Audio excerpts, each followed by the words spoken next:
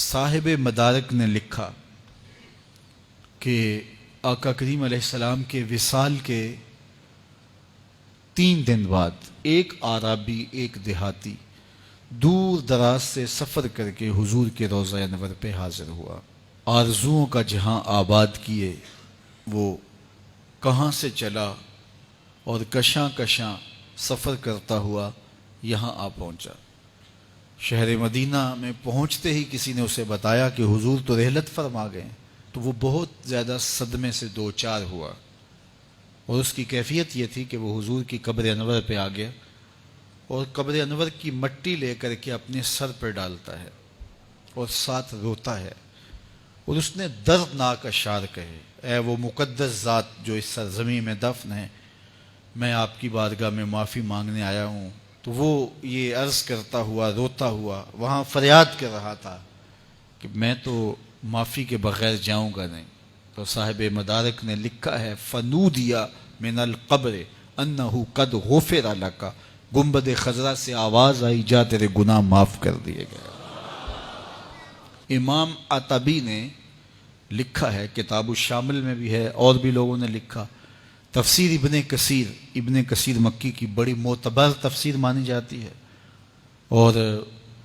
بہت سارے مکاتب فکر کے لوگ اس پر متفق ہیں۔ اور بھی لوگوں نے لکھا ہے کہ حضور کے وصال کے کچھ عرصہ بعد امام عتبی کہتے ہیں کہ میں حضور کے روضہ انور کے قریب بیٹھا تھا کہ ایک شخص آیا اور اس نے حضور کی بارگاہ میں گناہوں کی بخشش اور مغفرت کا سوال کیا، اور اتنی ضد کی کہ جس طرح کوئی اڑی کر جاتا ہے تو اس طرح وہ بہت زیادہ ضد کرتا تھا اور بار بار کہتا تھا: یہ تو مستغفرا لذنبی، میں اپنے گناہوں کی بخشش و مغفرت کے لیے آیا ہوں اور اس کے بغیر نہیں جاؤں گا۔ تو وہ اس طرح بات کر رہا تھا۔ تو امام عتبی کہتے ہیں کہ وہ چلا گیا تو میری آنکھ لگ گئی، جب آنکھ لگی تو حضور کی مجھے زیارت نصیب ہوئی،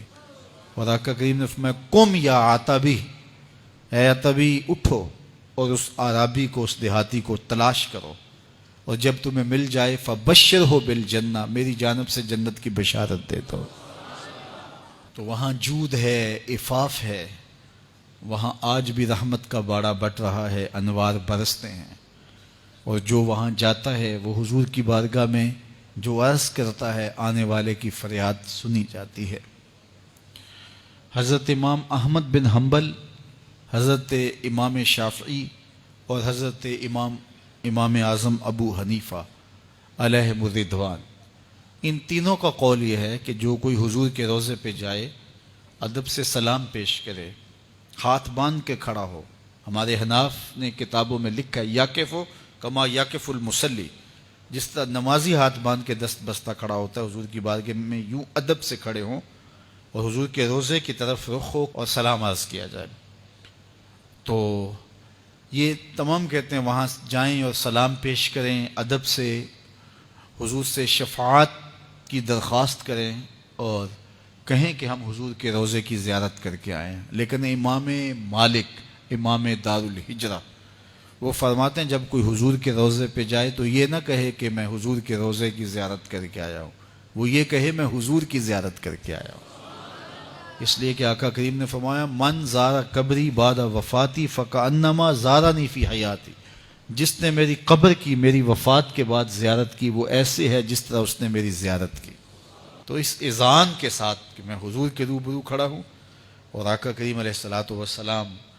جو ہے وہ میری فریاد کو سن رہے ہیں اور جو میں کہہ رہا ہوں اس کو سماعت کر رہے ہیں، اور آقا کریم کرم بھی فرماتے ہیں، اپنے غلاموں کی ضروریات کو پورا بھی فرماتے ہیں، چونکہ اللہ نے انہیں قاسم بنایا ہے، اللہ عطا کرتا ہے، محبوب بانٹتے ہیں۔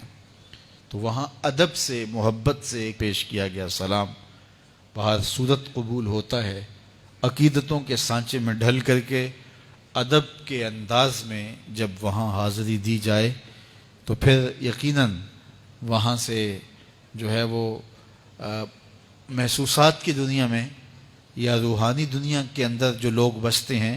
وہ یہ کیفیات پاتے بھی ہیں اور دیکھتے بھی ہیں کہ وہاں سے کتنے انوار بٹ رہے ہیں۔